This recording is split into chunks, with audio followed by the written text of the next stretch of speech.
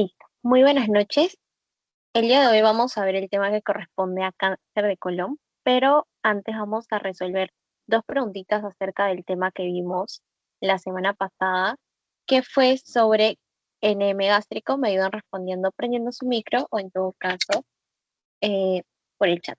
Entonces, la pregunta uno que me dice, ¿el tumor de Krukenberg corresponde a tumor ovárico con metástasis a estómago, tumor ovárico con metástasis contralateral, cáncer gástrico con metástasis al ovario, cáncer gástrico con metástasis a la pelvis o cáncer duodenal diseminado al útero? ¿Cuál creen ustedes que es la respuesta correcta?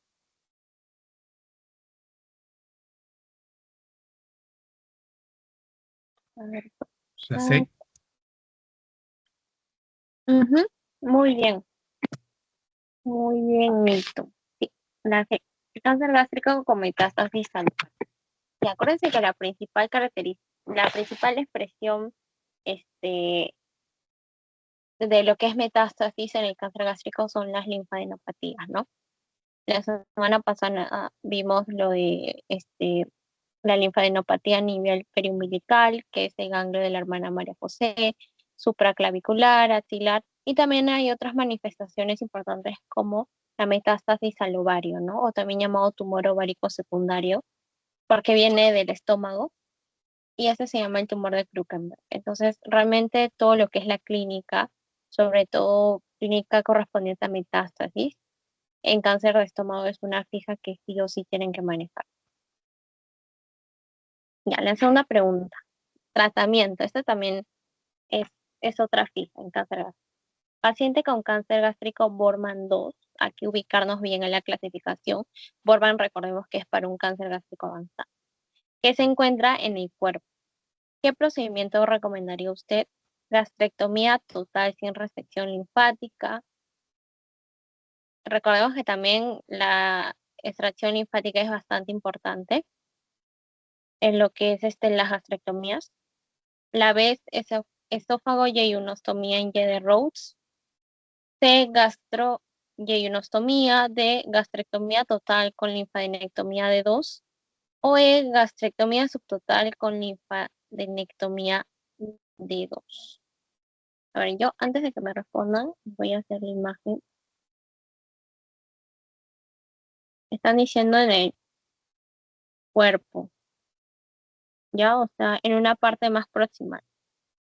Entonces, yo tengo una gastrectomía total o subtotal, que es lo mismo que decir parcial, ¿no? Dependiendo de la ubicación.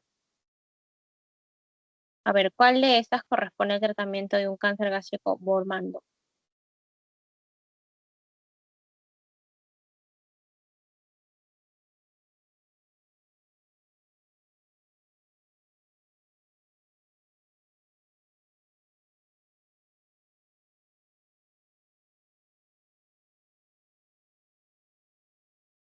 A ver, yo les ayudo con esto en todo caso. Ya, acá, primero entender que tenemos dos escenarios, ¿no? Una gastrectomía total o subtotal. Entonces, la subtotal se va a dar cuando el tumor esté distal. Aquí se hace la subtotal. Pero la total se va a hacer cuando el tumor esté más proximal, o sea, en el fondo, en el cuerpo, ¿ya? Y la subtotal cuando esté en el antro, en el píloro, o sea, más distal. Ya, para empezar, entonces, acá como que las que podrían ser son esta, ¿ya?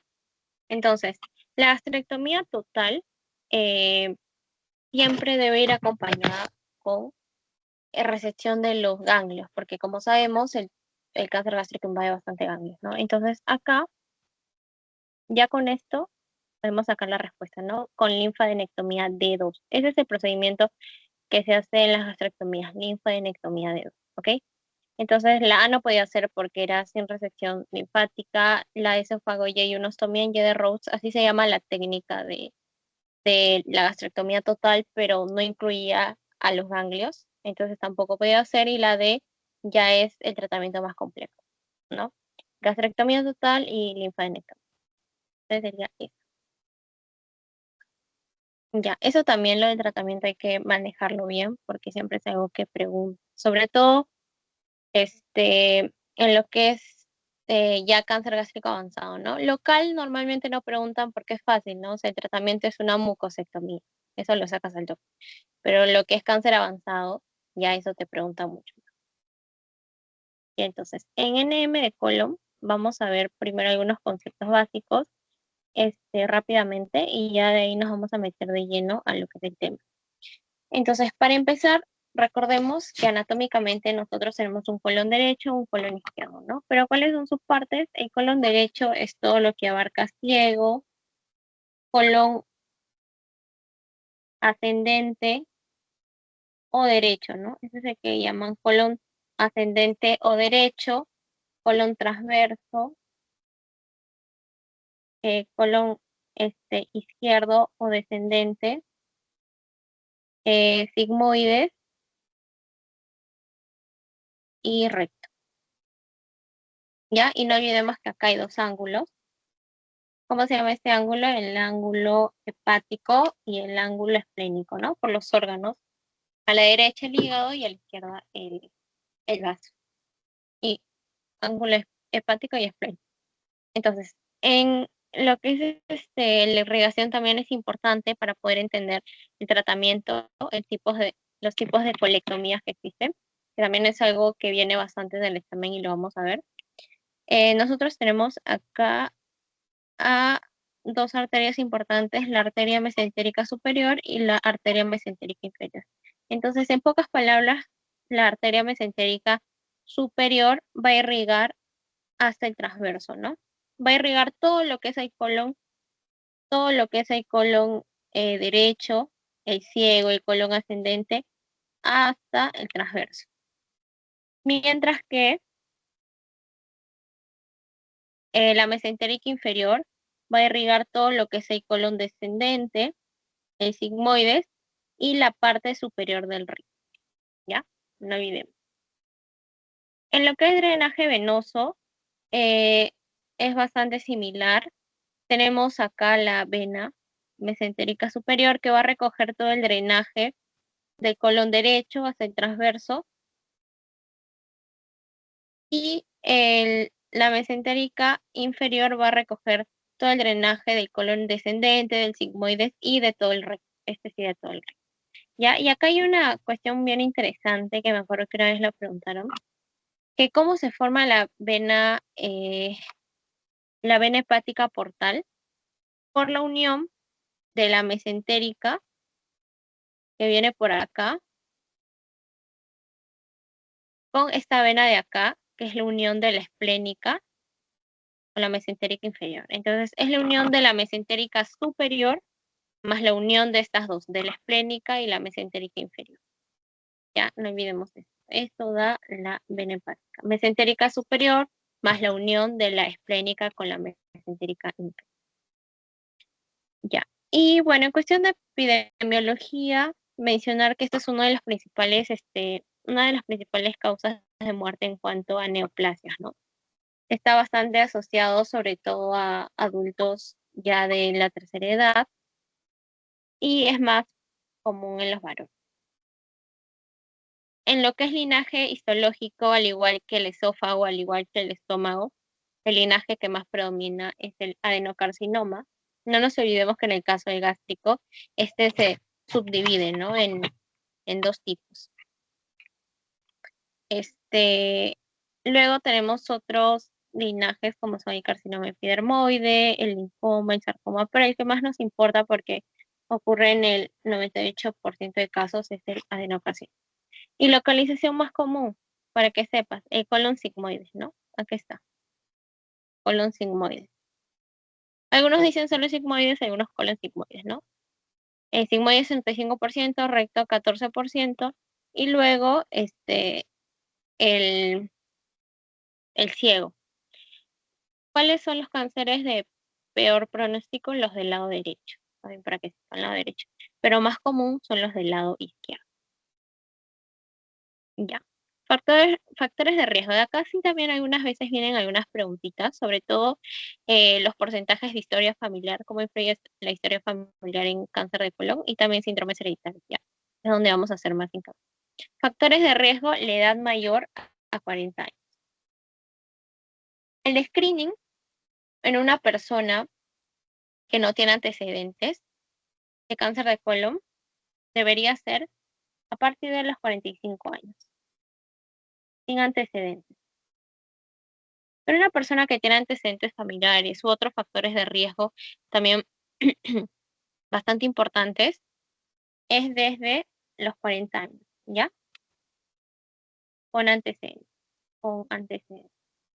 ¿Ok? Esto también ha sido una pregunta. Ahora, ¿cómo se hace? ¿Cuál es el examen de elección? Obviamente la colonoscopía.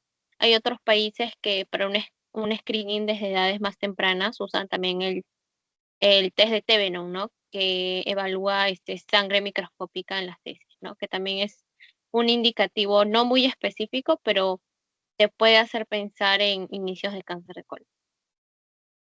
Pero no es específico. Lo más, el gol estándar siempre va a ser la colonoscopía, ¿no? Porque te permite visualizar el tumor o en todo caso biopsiar.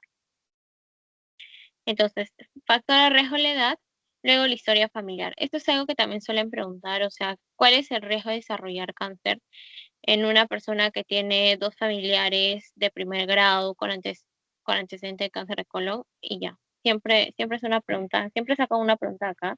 La población general, 6%, un familiar de primer grado con pólipo adenomatoso, un familiar de primer grado de cualquier edad con cáncer colorectal, ambos 10%, dos familiares de segundo grado con cáncer de colon, 15%, un familiar menor a 60 años, también 15%, y ya mientras más joven sea, pues hay que tener más precauciones, ¿no? Si tu familiar lo ha presentado antes de los 45 años, primer grado, o sea, tu hermano, tu papá, tu mamá, 33% de predisposición genética, y ya cuando nos vamos a los síndromes hereditarios, que es el síndrome de Lynch, el cáncer colorectal no polipósico hereditario, ya hay un 80% de probabilidades que desarrolles, y en el caso de la poliposis adenomatosa familiar, ya a los 55 años, el 100% de personas ha desarrollado cáncer de colon, ¿no? ¿De qué va a determinar determinar el pronóstico acá? Es que desde edades tempranas estos pacientes tienen que someterse a colonoscopías, ¿no? O sea, incluso desde edades como 14, 15, 16 años anualmente, y como el crecimiento de sus pólipos es bastante exponencial, hay que sacar todos los pólipos y biopsiarlos, ¿no? Igual, los que tienen poliposis adenomatosa familiar en algún momento de sus vidas van a desarrollar cáncer de colon, pero si se hacen colonos seguidas, pues esto puede ayudar a un diagnóstico de cáncer de colon localizado precoz tratado. ¿Ya? Esto también ha sido pregunta. Bueno, en los síndromes hereditarios ya mencionamos dos. Estos de acá los vamos a mencionar a continuación. Esta también es otra fija. Esta es fija. Esta es otra fija porque te van a poner por ahí un caso clínico con paciente con poliposis adenomatosa y con signos, características clínicas añadidas, y te van a decir a qué síndrome hereditario corresponde, ¿ya? Ahorita los vamos a ver con más calma.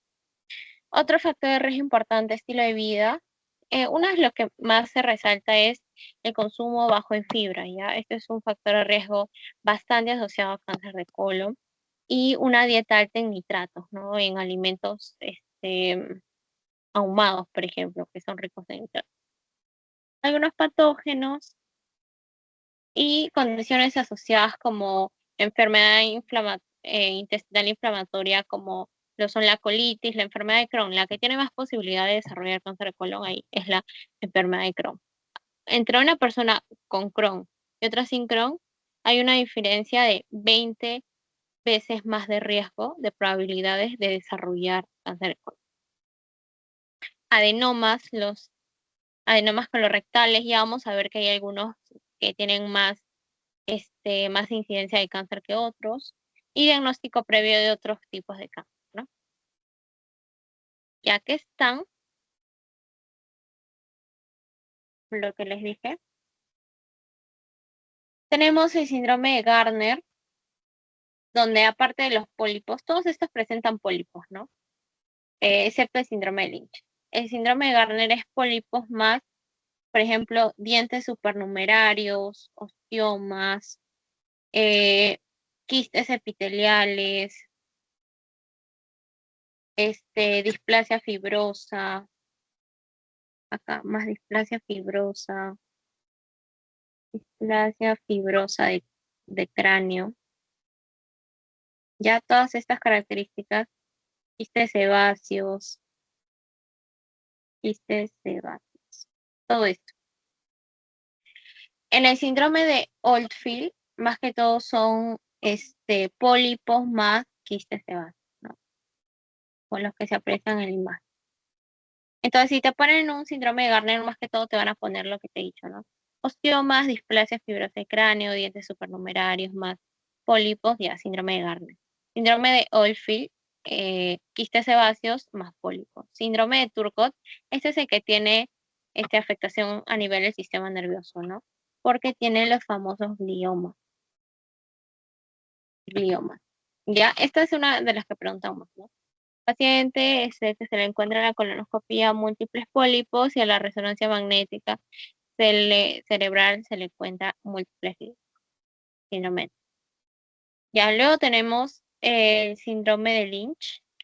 El síndrome de Lynch, acuérdense, es el cáncer colorectal no polipósico hereditario.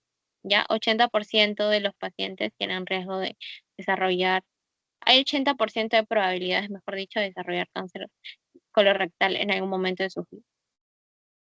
Y bueno, acá hay algunos criterios para poder determinar, ¿no? Si el paciente presenta realmente cáncer asociado al síndrome de Lynch, tener un familiar de primer grado,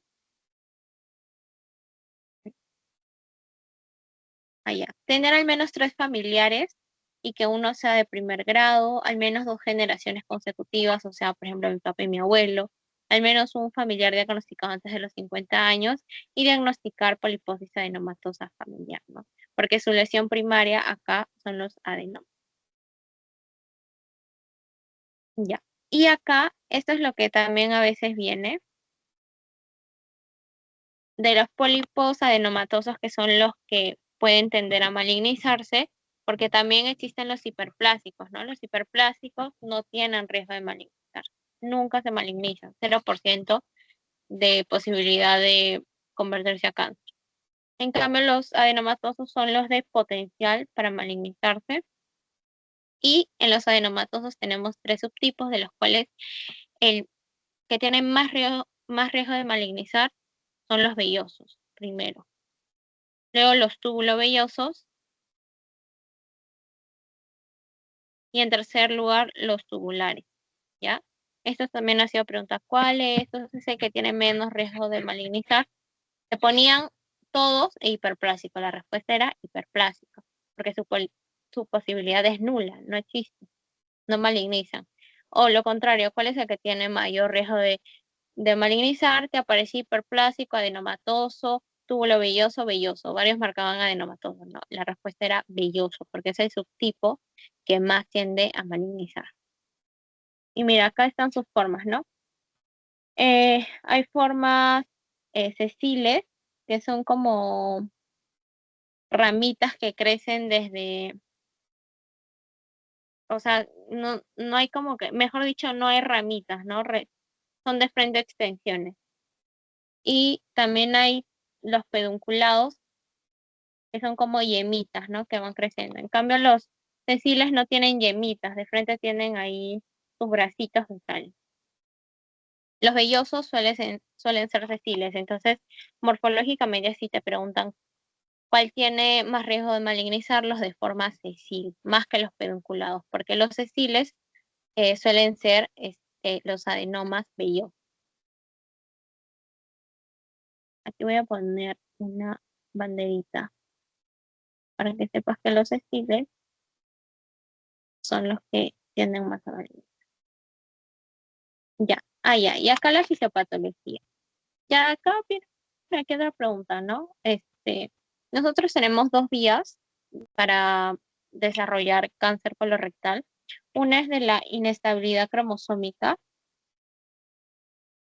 la cual es asociada a la mayoría de, de síndromes polipósicos. La mayoría de cánceres colorectales son producto de esta vía fisiopatológica, pero también tenemos otra que es la vía de inestabilidad de microsatélites. Ahora, esta vía, ¿con qué está relacionada?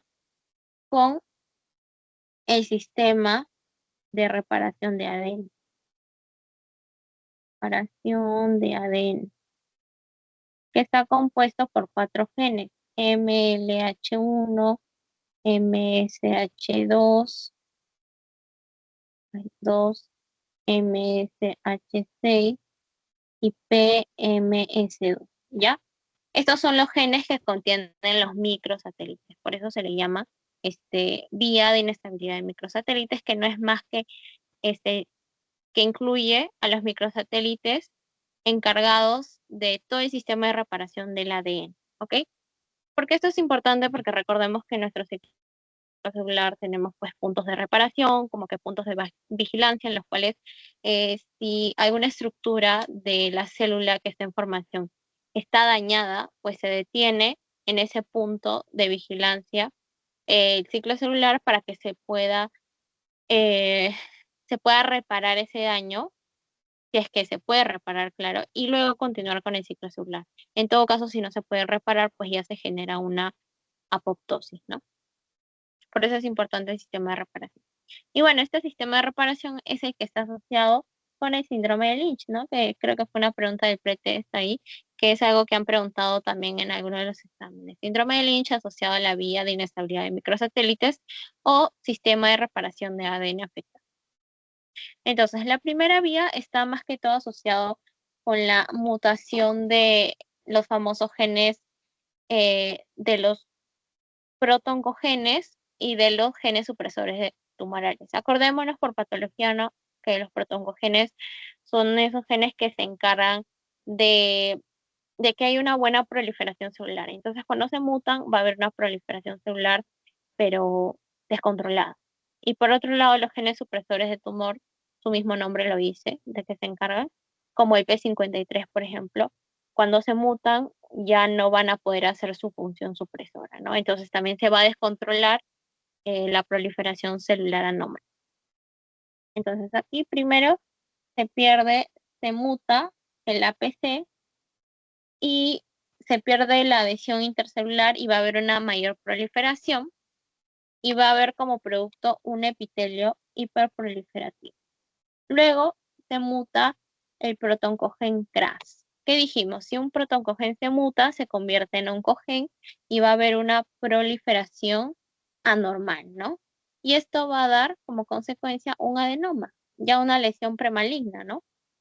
Y luego ya finalmente se mutan los genes supresores tumorales, que ya esta es como la gota que rebasa el vaso para que finalmente esta lesión este, ya como que entre a todo el proceso de carcinogénesis, ¿no? Acá, mayor riesgo de carcinogénesis, este adenoma va a progresar a un carcinoma. Mientras que en la vía de inestabilidad microsatelital, acá hay mutación de estos 4 genes, el MLH1, MSH2, MSH6 y PMS2. Y entonces esto va a resultar en la pérdida de determinados alelos encargados de genes reparadores del ADN, y la lesión va a ser sobre todo un adenoma sesil, velloso, ¿no? Tú ves que en el de arriba, eh, en la vía de inestabilidad cromosómica, la lesión que aparece con más frecuencia es el adenoma tubular. Pero en el caso de un cáncer asociado a inestabilidad microsatelital, aparece un adenoma sesil, ¿ya? Acordémonos, el adenoma sesil es el adenoma velloso, es el que tiene más probabilidad de malignizar. Bueno, luego el adenoma sesil va a seguir acumulando mutaciones en genes que están involucrados en la supervivencia de la célula, en la proliferación. Se mutan otros protoncogenes, por ejemplo, y esto finalmente da el carcinoma, ¿ya? Pero si se dan cuenta, los puntos de partida están relacionados con la mutación de genes reparadores de ADN por un lado y por otro lado de protoncogenes, de oncogenes, de protoncogenes y de genes supresores de tumor. Pero finalmente ambas vías van a llevar a un mismo resultado que es un adenocarcinoma. ¿Ok?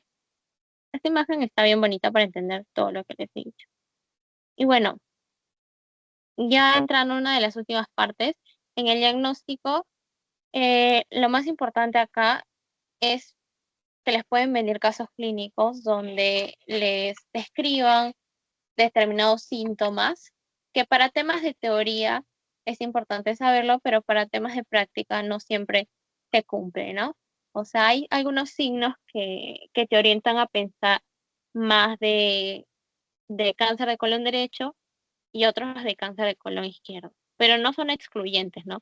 No es que porque tengo esto, solo puede ser cáncer de colon derecho, no. A veces los síntomas pueden ser no muy específicos, pero para temas del examen sí tienen que saber que les van a poner casos clínicos donde les pongan determinados síntomas que los oriente a pensar en cuál es la localización del tumor, ¿no? Y como les dije, los de peor pronóstico son los del lado derecho.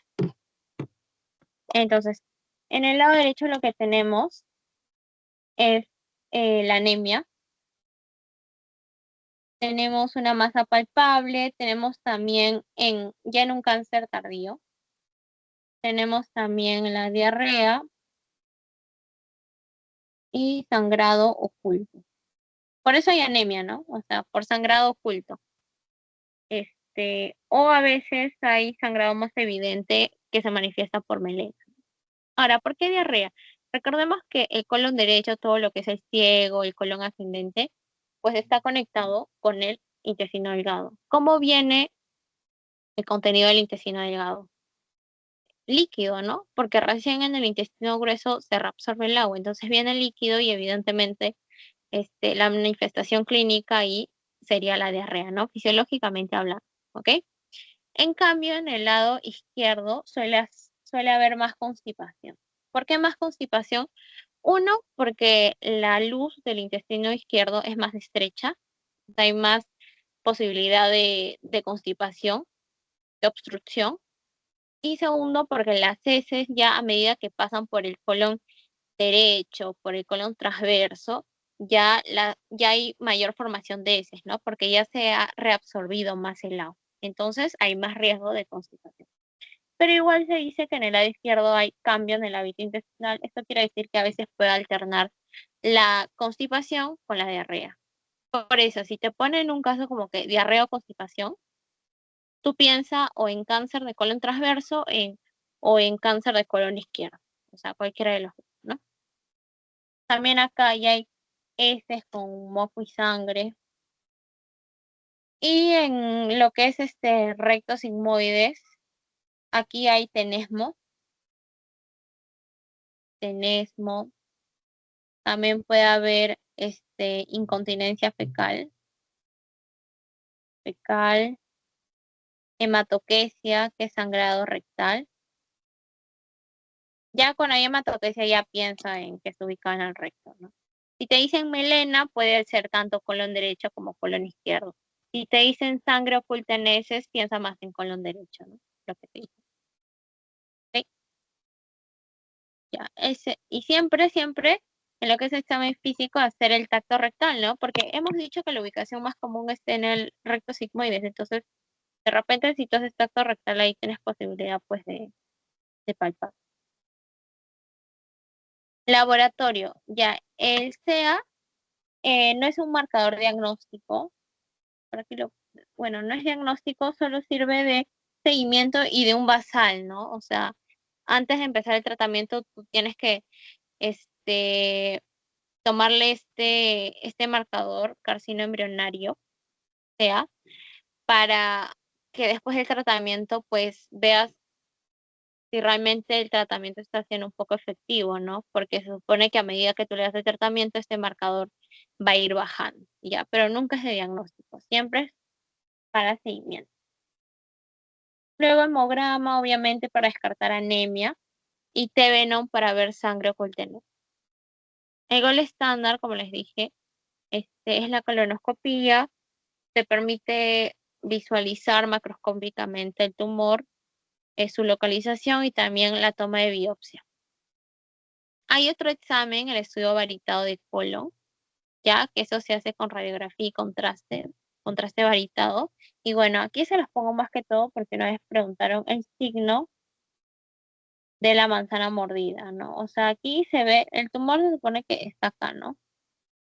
Así más o menos. Entonces, hay una obstrucción de la luz intestinal, ¿no? Entonces, en esa zona de obstrucción va a ser seguida por una zona de mayor dilatación, ¿no? Es como que eh, algo como que alguna vez han tocado pues un intestino, me imagino que sí, o un globo, uno de esos globos largos, tú lo comprimes y arriba como que aumenta el volumen, ¿no? Ya, pero en la zona de obstrucción, el signo que se ve es una luz intestinal estrecha, que da esa forma del signo de la manzana mordida. Luego en el estadiaje, luego de confirmar, bueno, el estadiaje se hace con tomografía, tórax, abdomen pélvica, en algunos casos ya se hace resonancia cerebral. Y la principal metástasis es en el hígado. Y si nosotros nos acordamos de la anatomía que vimos arribita, vemos que la vena mesentérica superior, inferior, que luego se une con la hepática, van a formar la vena porta, ¿no? ¿A dónde se va la vena porta? Al hígado. Entonces, si hay cáncer por ahí, por drenaje venoso, pues va a acabar ahí la metástasis, ¿no? Al hígado, por drenaje venoso. Que con simple anatomía lo entendemos. Luego, los pulmones también son otra vía hematógena, también al igual que los hígados, al igual que el hígado, perdón. Hay metástasis, luego también a los huesos, suprarrenales, ovarios, sistema nervioso. Pero los más frecuentes son hígado, la cabeza y luego pulmones por vía hematógena. Ya. Y ya, esto ya es lo último sobre el cáncer de colon. Bueno, acá hay que entender bien los estadios para poder luego entender el tratamiento. En el estadio 1, en el estadio 0, bueno, el carcinoma es in situ, ¿no? No hay afectación ni de ganglios ni menos metástasis. Luego en el estadio 1 hay invasión hasta la submucosa o hasta la muscularis propia. Ya acordémonos que es mucosa. Primero, a ver, acá lo voy a poner. No sé si puse el nombre. Primero es mucosa. Segundo, mucosa. Voy a poner mucosa. Segundo, submucosa. Tercero, muscular. Muscular o muscularis propia, como quieras. Luego serosa. ¿Ya? Entonces, estadio 1, que vendría a ser un estadio de cáncer temprano, es hasta la muscular propia, ¿no? Es este 1, hasta la muscular propia. O puede ser mucosa, o puede ser submucosa, o puede ser muscular propia. Es este 1. Y no hay ganglios afectados, ¿ya? Eso también hay que tenerlo en cuenta. No hay ganglios afectados. Aquí vamos a poner, no hay ganglios. En el estadio 2 hay una invasión a través de la muscularis propia y en los tejidos pericolorectales.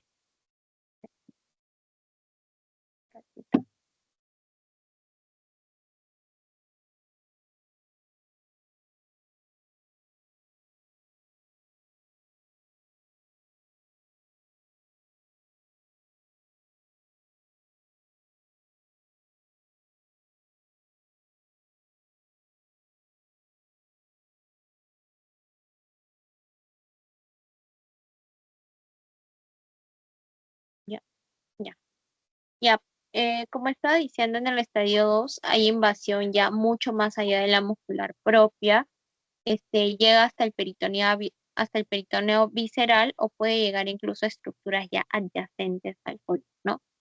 Y tampoco hay invasión de ganglios linfáticos. Ya, esto es importante. Si se dan cuenta, ya la invasión de ganglios linfáticos ya automáticamente te dice estadio 3. O sea, te puede decir cualquier TEA, mira, te puede decir En el caso clínico paciente con invasión a la ecoendoscopía, que ve la profundidad de la invasión del tumor. Te dice, a la ecoendoscopía, el tumor está en la submucosa y hay afectación de 6 ganglios regionales. Tú dices, submucosa T1. No, te está diciendo que hay afectación de ganglios, por lo tanto, ya automáticamente pasa a ser un estadio 3. Y un estadio 4, da igual el T, da igual el N, la cuestión es que ya hay metástasis. Entonces está dentro de todo sencillo, ¿no?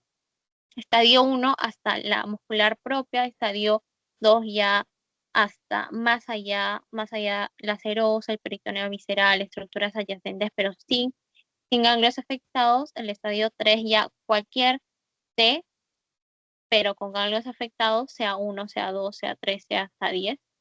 Y el estadio 4 sí o sí metástasis.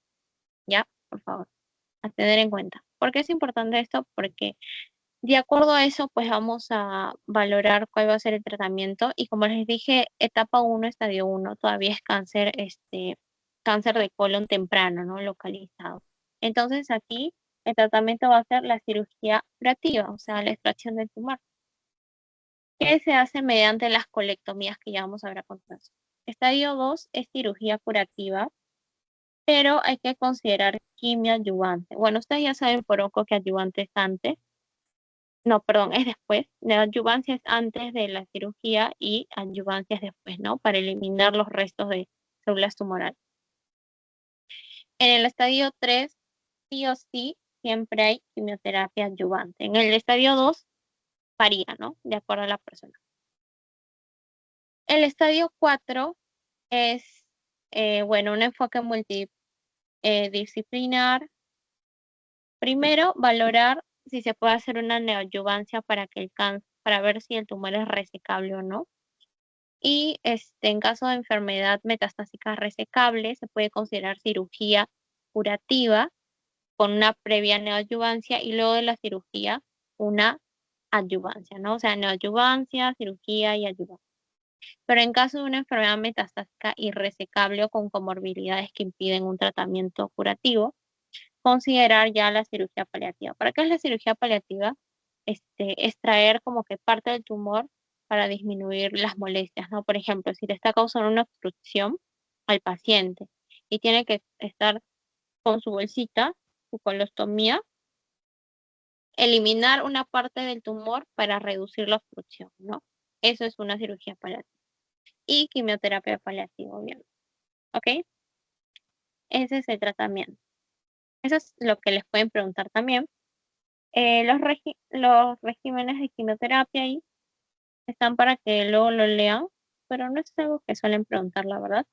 Pero eso sí me interesa que lo manejen bien, igual que en cáncer gástrico, que pueden ver el video ahí en el canal de YouTube de Asesorías por Pares.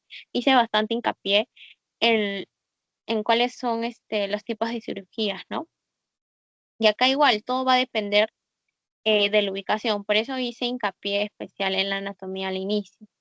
Por ejemplo, una hemicolectomía derecha, yo la hago con el tumor, está por el ciego, con el tumor está por el colon ascendente, pero yo cuando hablo de una hemicolectomía derecha extendida es porque el tumor llega hasta el ángulo hepático, ¿ya? ¿Eso qué quiere decir? Que voy a reseccionar todo el tumor derecho más una parte del transverso.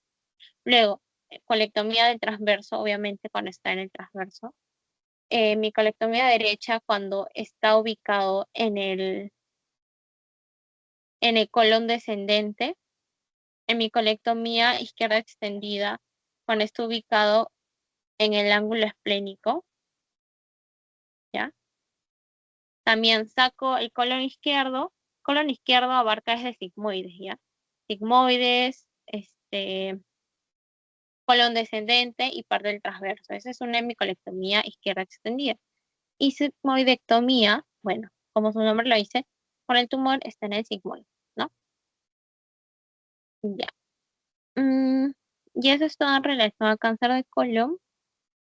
Ahora vamos a pasar rápidamente a lo que es pancreatitis, ¿ya? Entonces vamos a hacer algunas preguntitas sobre lo que es cáncer de colon que acabamos de ver. Me ayudan igualmente respondiendo con el micro o flecha. Entonces, acá, esta pregunta nos dice, una de las características clínicas del cáncer de colon derecho que sirve como elemento clínico de sospecha de enfermedad es A, anemia crónica, B, estreñimiento, S, líquidas y mucosidad, D, obstrucción intestinal recurrente, E, sangrado masivo. ¿Cuál de estas crees?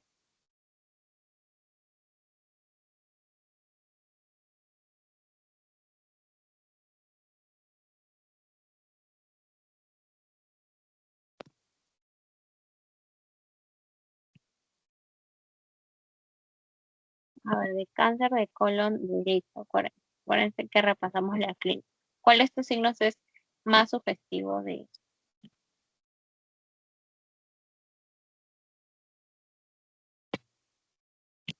A ver, eh, mm, ya, a ver, en este caso es la anemia crónica, ¿ya? Porque dijimos que suele haber este, pérdidas, sobre todo microscópicas, sangrado oculto en heces, ¿no? Que es algo que se detecta con el TB, ¿no? Y el sangrado oculto en heces a la larga, cuando se cronifica, se causa pues una anemia ferropénica, creo. Ya, la siguiente pregunta. El pólipo que más probabilidad de malignizar tiene es el velloso, el tubular, el amartoso, inflamatorio o el adenomatoso. ¿Cuál de estos tiene más riesgo de malignizar?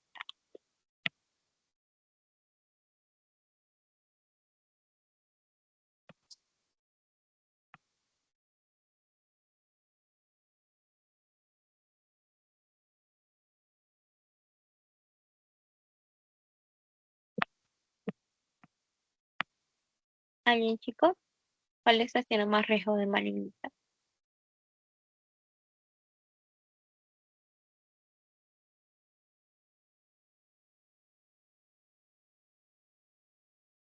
Ya acuérdense que en general, entre el hiperplásico, el amartoso y el adenomatoso, entre esos tres, el que más riesgo de malignizar es el adenomatoso, ¿no? Los demás no malignizan. Y dentro del adenomatoso tenemos el velloso, que suele ser de forma sextil, el tubular, que suele ser de forma pedunculada, y el túbulo velloso. Y entre esos tres, el velloso, ¿sí? El velloso. Ya. Y la última, síndrome polipósico asociado a tumor cerebral. ¿Cuál es esa será? ¿Te acuerdas? Y aquí sacamos Lynch, ¿no? Lynch no puede ser. ¿Cuáles son? Porque ese no es polipósico. Turcot, Garner o Cohen.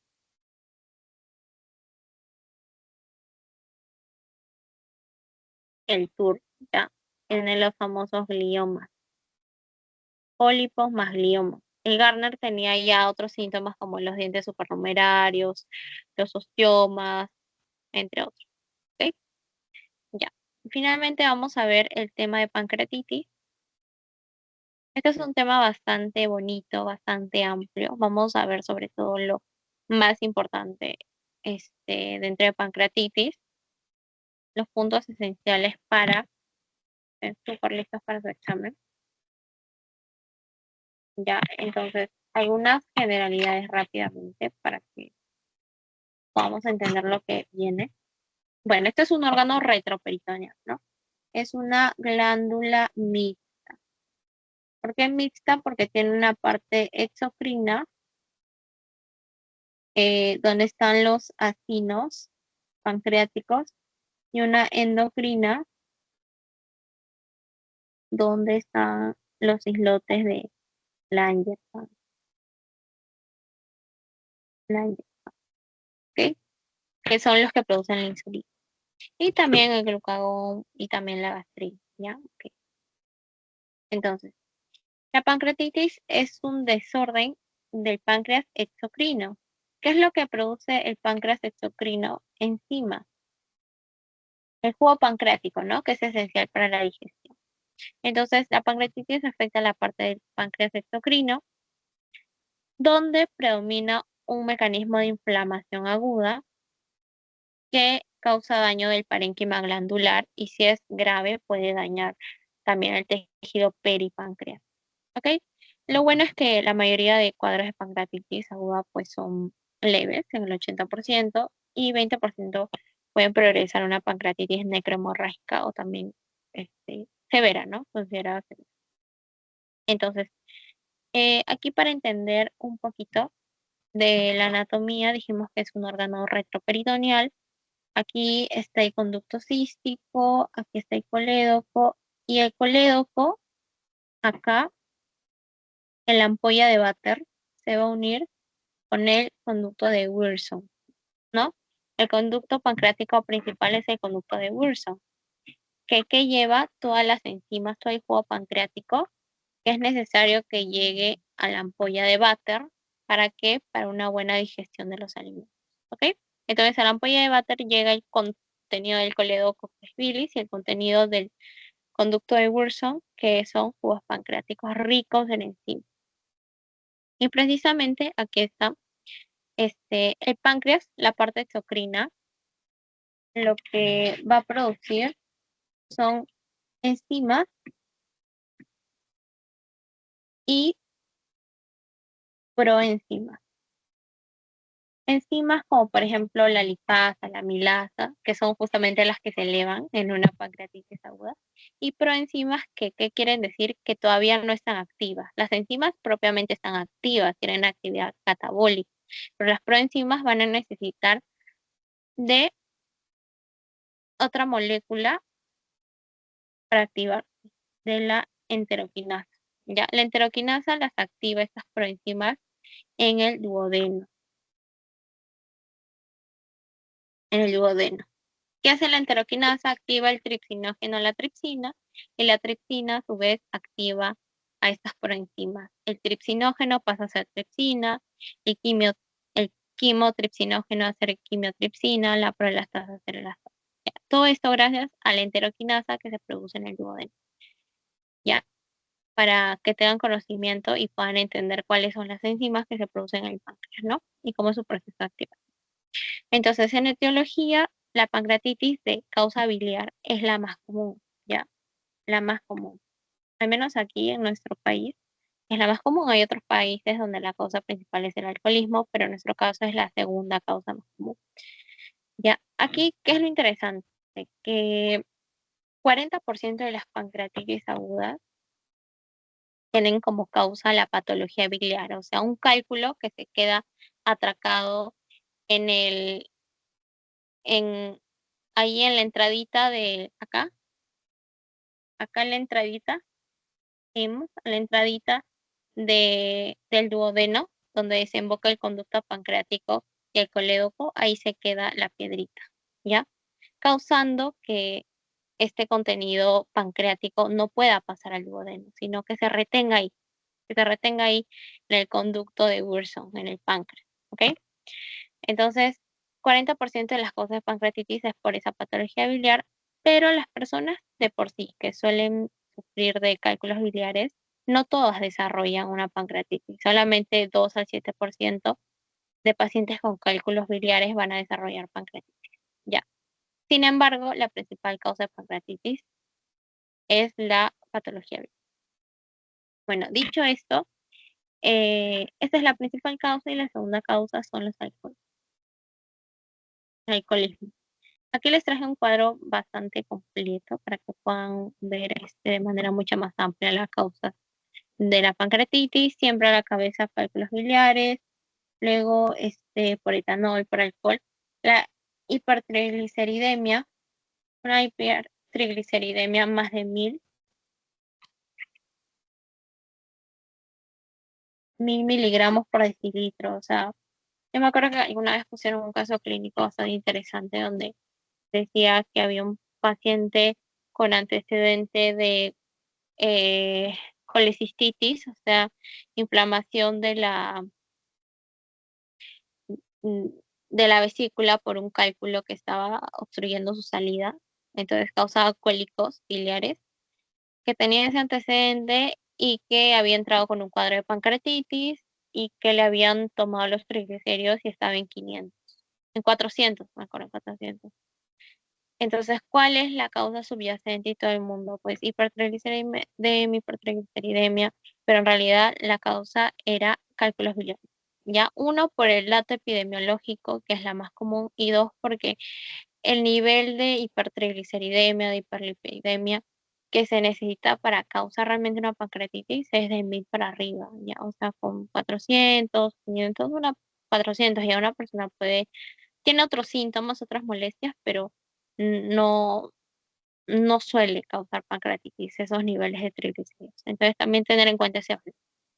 Ya, algunas drogas, infecciones a la cabeza, a la papera, ya, la papera, esto es algo que han preguntado alguna vez, lesiones traumáticas y posepre, ¿no? Que también es como un posepre. Ya, ¿cuáles son los factores de riesgo para en esta patología biliar?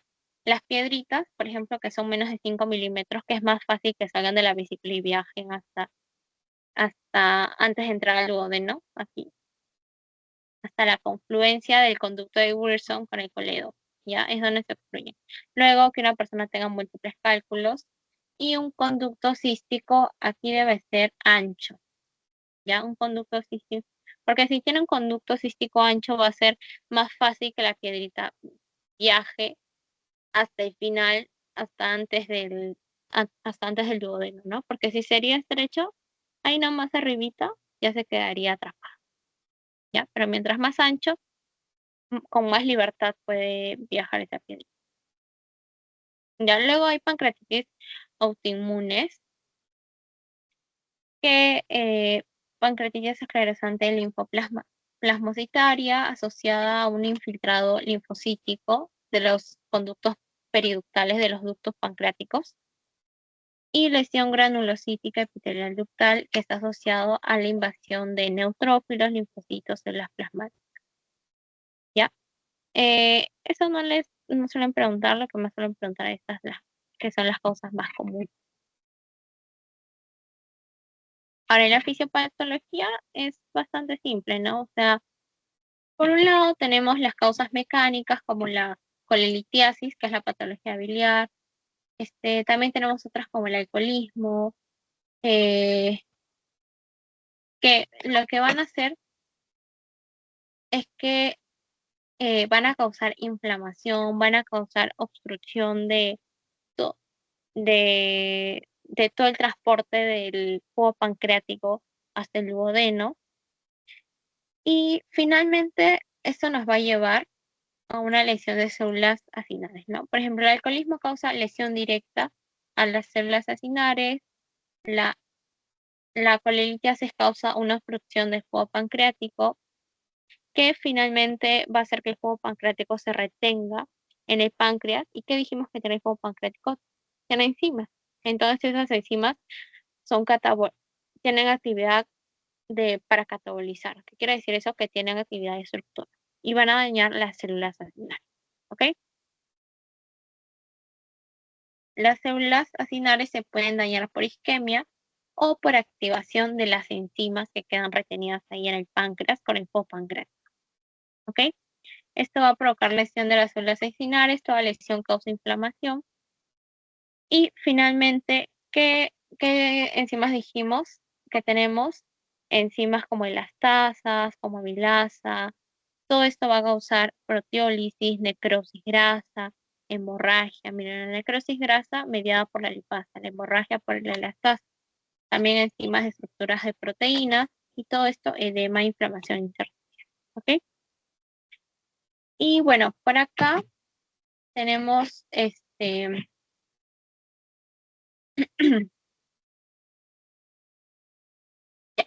por acá tenemos algunas fases de la pancreatitis. Primero tenemos la fase precoz, donde hay un CIRS, ¿no?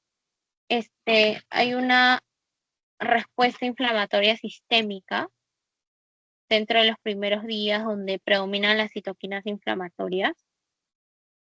¿Ya? Luego va a haber una transición a un MARS, que es una respuesta sistémica mixta entre, ¿qué significa mixta? Que hay hay citoquinas proinflamatorias, pero también hay citoquinas antiinflamatorias, ¿no? O sea, hay una respuesta mixta. Y luego, este, va a haber un CARS, que es el síndrome de respuesta antiinflamatoria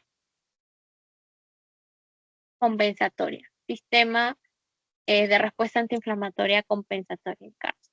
Aquí lo que pueden ver es que predominan las citoquinas antiinflamatorias en el CARS.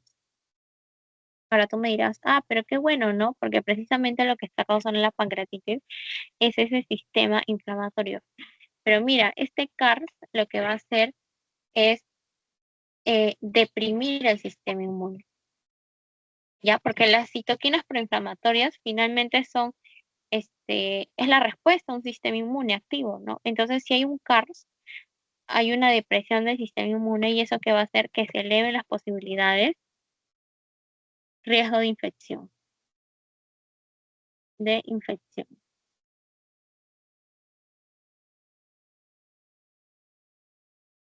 tanto del tejido pancreático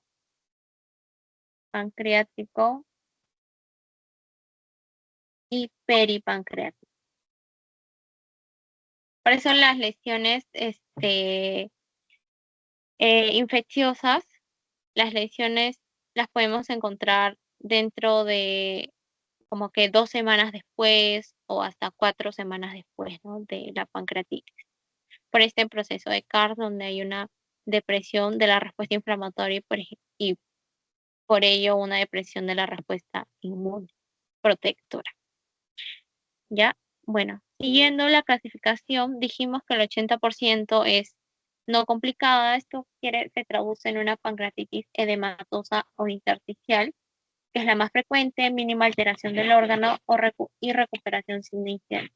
Acá sí les quiero mencionar algo que les pueden preguntar. La pancreatitis edematosa en la tomografía, ¿cómo yo la veo? La puedo ver de dos maneras. Realce del parénquima pancreático. ¿Qué quiere decir eso? Que hay inflamación, ¿no? En el parénquima pancreático. O ay, líquido peripancreático,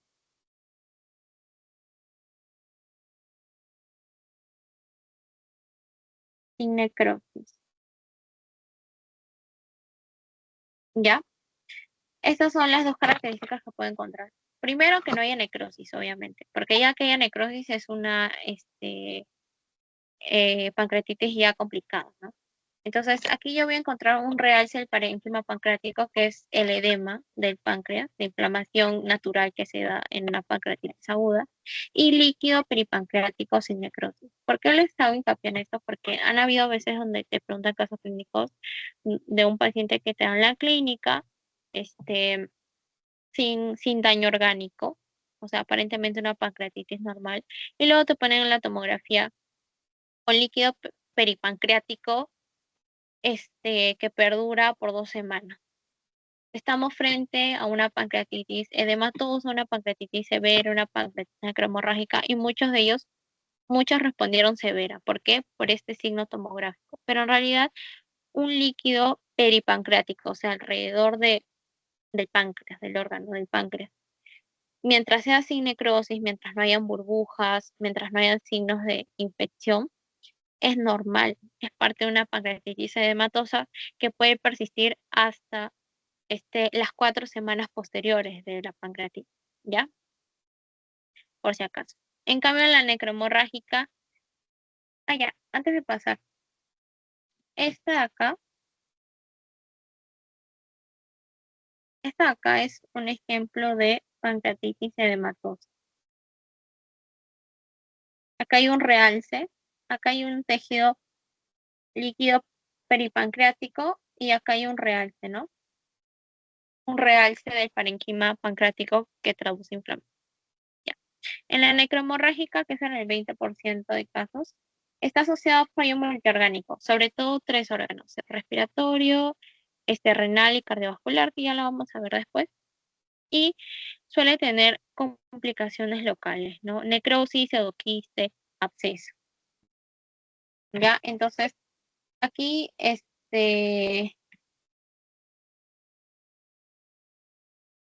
no hay realce del parénquima, no realce de parénquima. Para yo encontrar realce, obviamente se tiene que colocar medio de contraste, ¿ya? Luego hay necrosis con más menos, creo, más menos burbujas de gas, burbujas de gas. Ya, la necrosis es un signo automáticamente de pancreatitis CV complicada, mejor dicho, necrohemorrágica, y también las burbujas de gas, porque aquí indica infección por anaerobios, ya, por bacterias productoras de gas, como el Clostridium perfringens, por ejemplo. Y hay otras más, eh,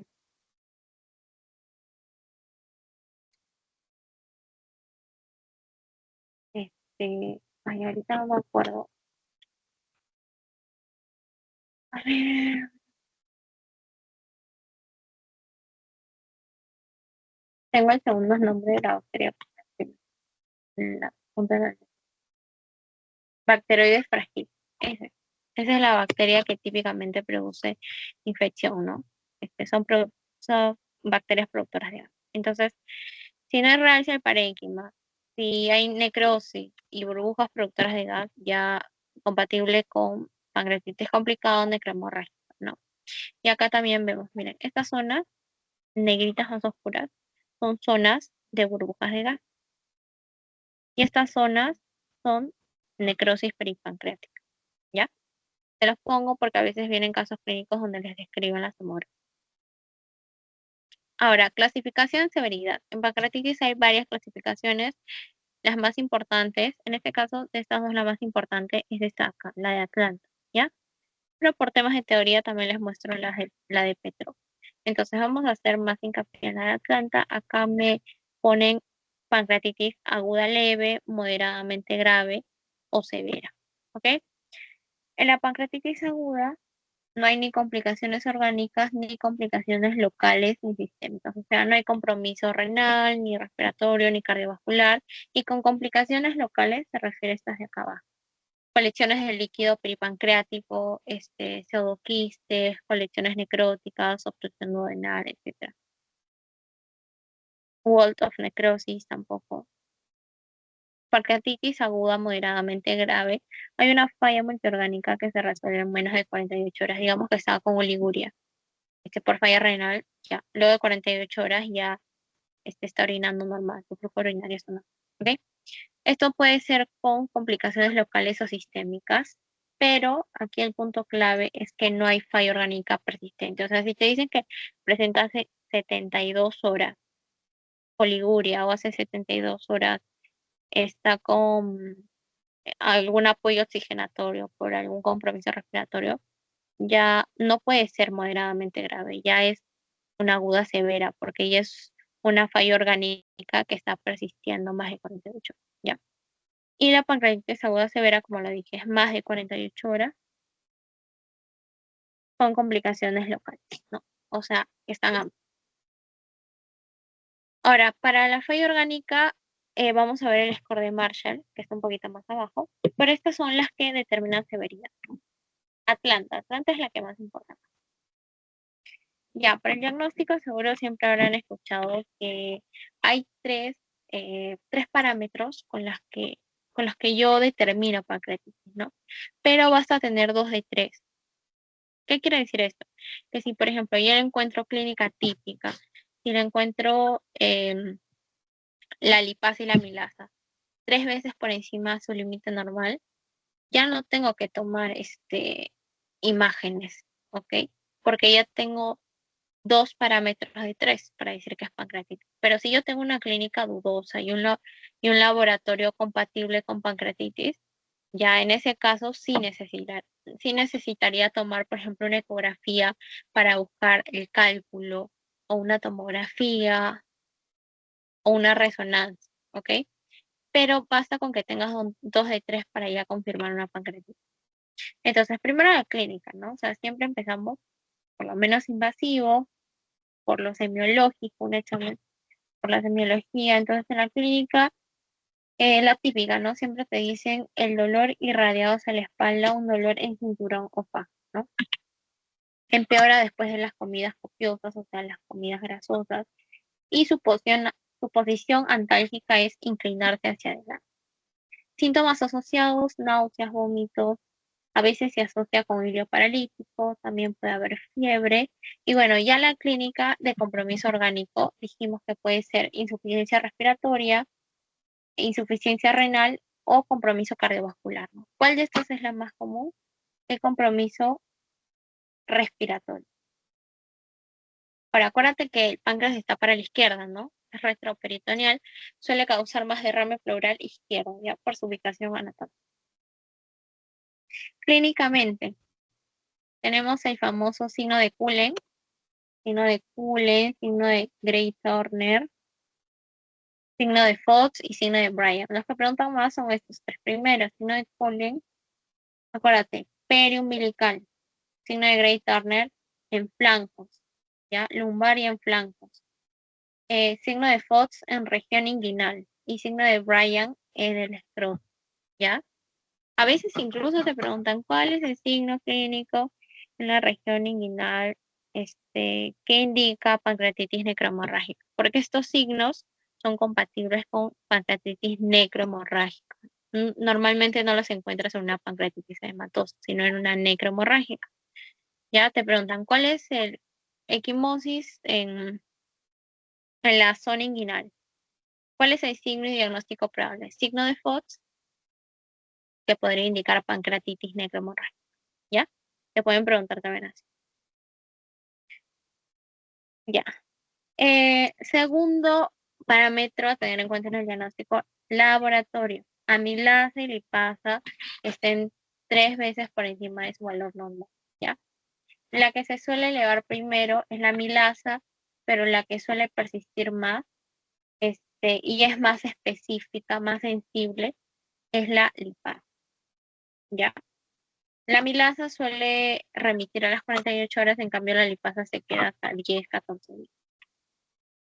Ahora, algo importante que han preguntado también es que no evalúan severidad. O sea, por más que tu amilasa esté en 12.000 de entrada, eso no significa que va a tener un peor pronóstico el paciente. No, lo que te evalúa severidad es lo que vimos en el score de Atlanta, ¿no?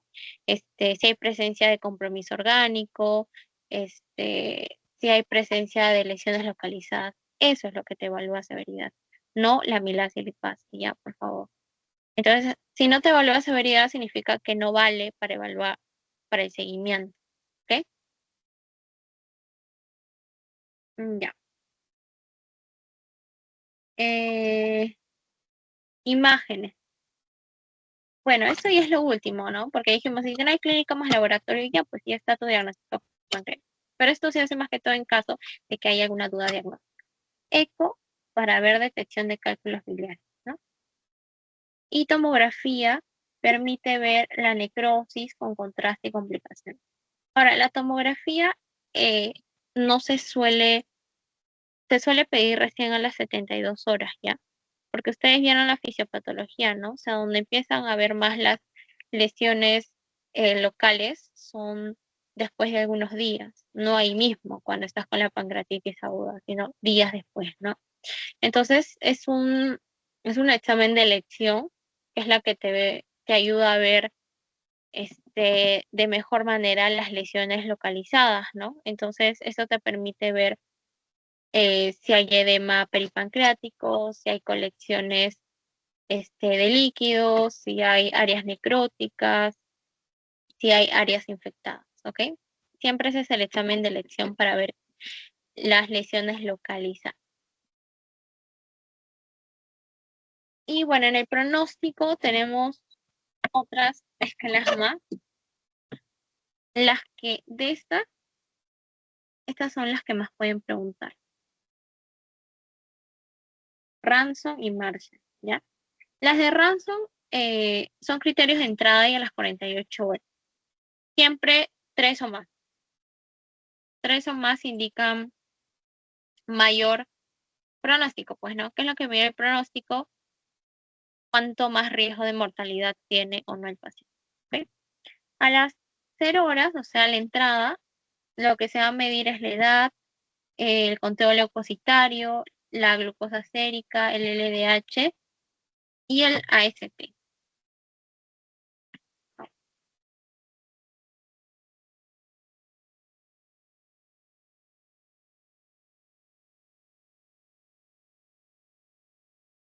Ya, por si acaso, el AST es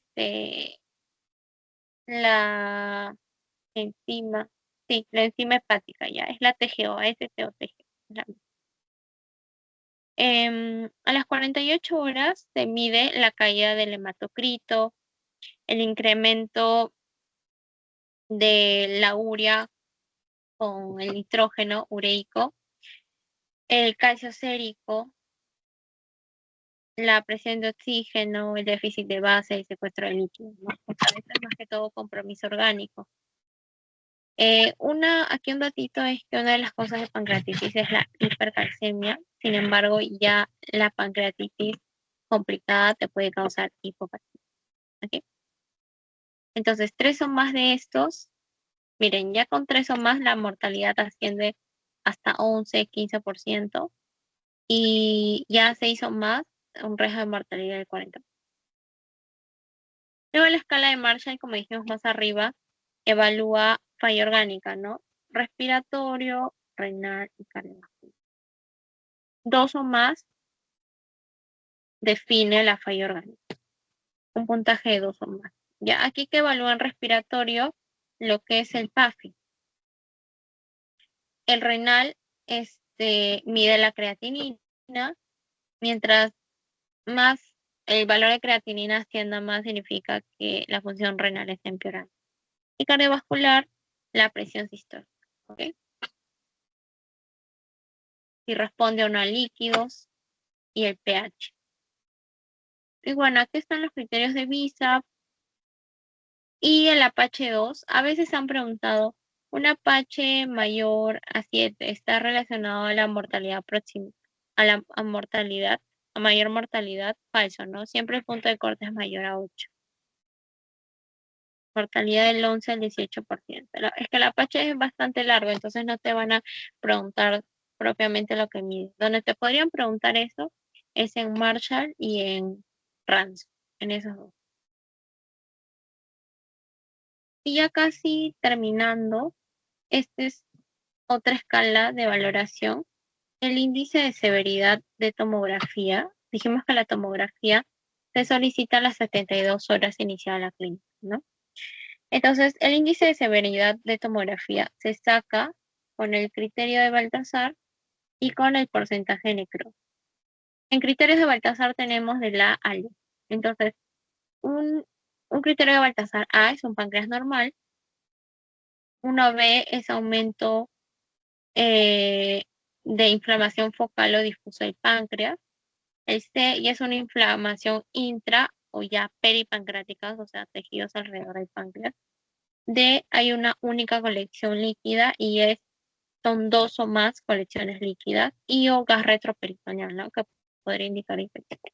En porcentaje de necrosis tenemos 0, 30%, 30, 50, más del 50%. Entonces, sumando estos puntos, se da el índice de severidad tomográfica, que está acá, ¿no? De 0 a 3 es un índice bajo, de 4 a 6 medio, que también es una escala para medir pronóstico, 6% de mortalidad, y de 7 a 10 indica un alto riesgo de mortalidad, ¿no? Hasta el 17%.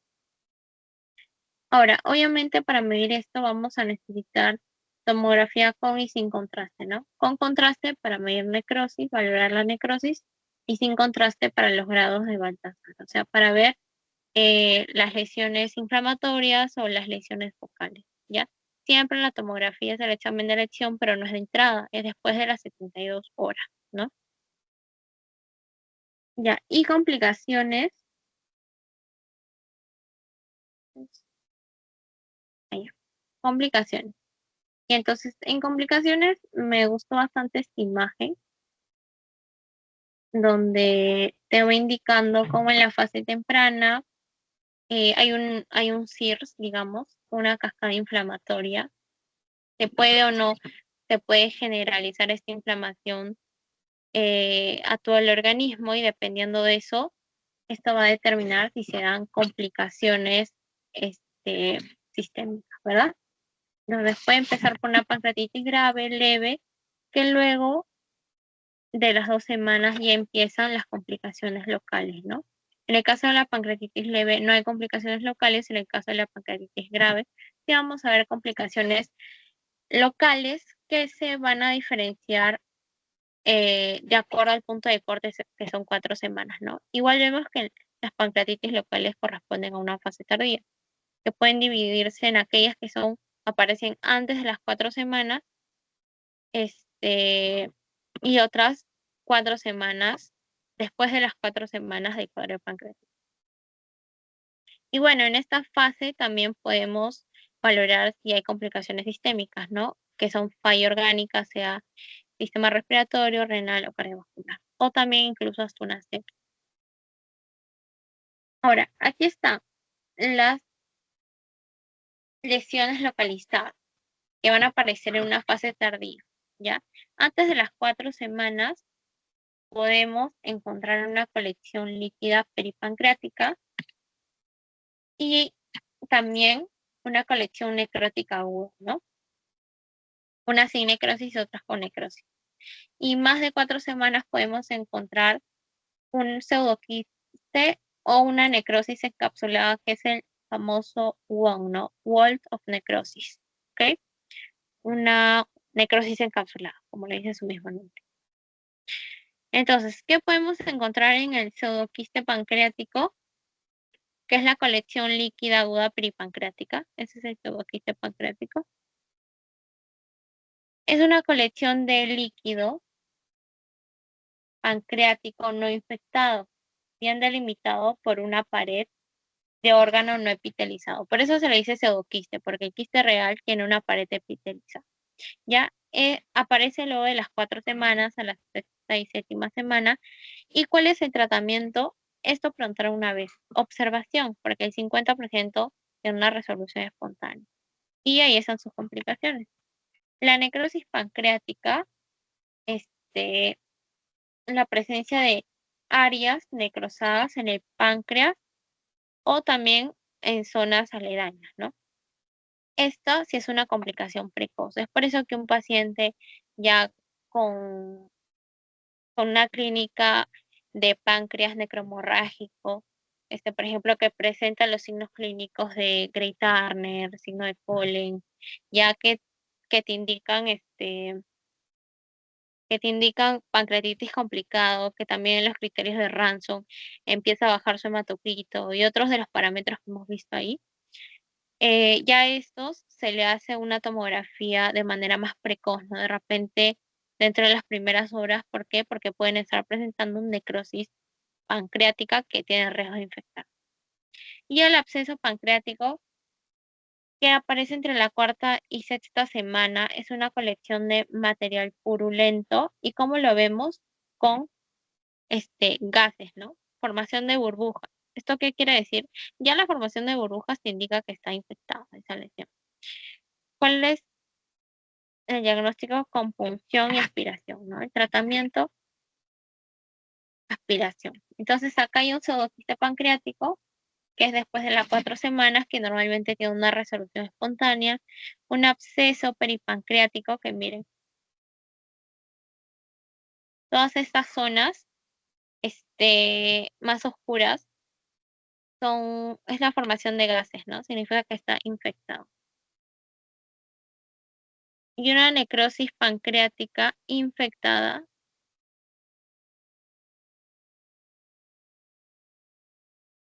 son estas zonas que indican la flecha. ya que puede aparecer tempranamente, ¿no? Dentro de los primeros días de de una pancreatitis necromórfica. Y bueno, finalmente en el tratamiento tenemos que,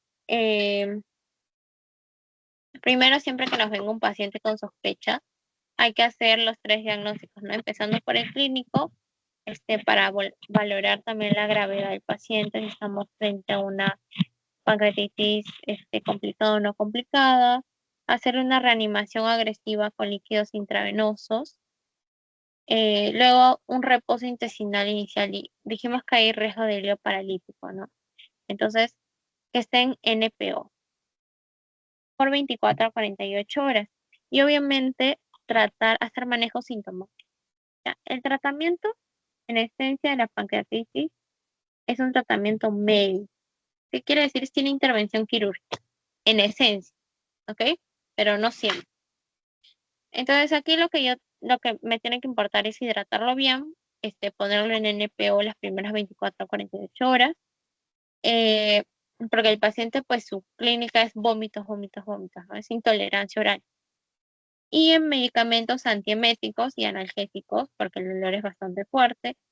Y bueno, valorar, ¿no? O sea, dentro de las 48 a 72 horas, valorar la tolerancia oral. Ahora, si no responde a la tolerancia oral y ya se ha intentado por 1, 2, 3 días, pues ya apostar por una nutrición enteral, ¿no? Pero lo óptimo siempre es que el paciente le vaya induciendo tolerancia oral.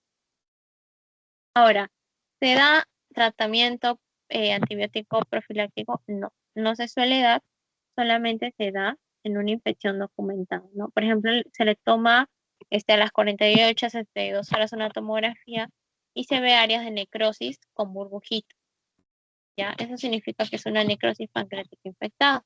En ese caso, ya le da su tratamiento antibiótico. O si después de las 4 semanas le encuentras un absceso pancreático, o sea, el paciente está con fiebre, encuentras leucocitosis y a la tomografía absceso pancreático. Allí recién le das sus antibióticos, pero no se le da de manera profiláctica. Y también se puede valorar el manejo quirúrgico, por ejemplo, si es una necrosis infectada, ¿no? O un absceso pancreático. Lo ideal es optar primero por el drenaje, pero también se puede considerar ya un manejo quirúrgico. Mm, ya. Terapia antibiótica no profiláctica, indicación necrosis infectada o absceso. ¿Qué se le da? Carbapenem. Otra opción es la fluoroquinolonas con metronidazol. Acuérdense que el metronidazol cubre a los anaerobios, ¿no? A los productores de gas. Ya, pero en esencia se le suele dar carbapenem. Y CEPRE, que justamente es una de las causas de pancreatitis, pero es es el examen, pues, de elección en caso que sea una pancreatitis por una coledocolitiasis, es decir, por la obstrucción de un cálculo, ¿no? Que está acá, o a este nivel, para retirar el cálculo. Y también digamos, un paciente con pancreatitis aguda por patología biliar, que ya está estable a los 5 o 6 días, en la misma hospitalización se le puede considerar realizar una colecistectomía, ¿no? Para prevenir lo que son futuros cuadros de pancreatitis por coledocolitiasis. Y bueno, aquí están ya los manejos quirúrgicos, el drenaje en el caso, por ejemplo, de un absceso pancreático, el debridamiento o hasta la parotomía. Pero dijimos que esencialmente la pancreatitis pues tiene un manejo médico, acuérdense. Resucitación con líquidos porque se suele formar un tercer espacio por la pancreatitis, ponerlo en NPO, o sea, nada de alimentos. ¿Por qué? Porque el paciente está con la clínica de vómitos y porque hay riesgo de hilio paralítico. Calmar el dolor, darle analgésicos, antieméticos y darle un apoyo nutricional temprano, ¿no? Si el paciente está estable, pues siempre a las 24 o 48 horas ya se le puede inducir tolerancia oral. Ya hay que intentarlo, hay que intentarlo. Y ya si para el cuarto o quinto día no tolera, alimentación bioral, ya se le opta por una sonda nasogástrica, ¿no? Ya una alimentación enteral. Y ya en un paciente crítico se opta por una alimentación parenteral, es decir, intravenosa. Y bueno, eso es más que todo. No sé si hay alguna pregunta, chicos. Ahora vamos a parar la grabación.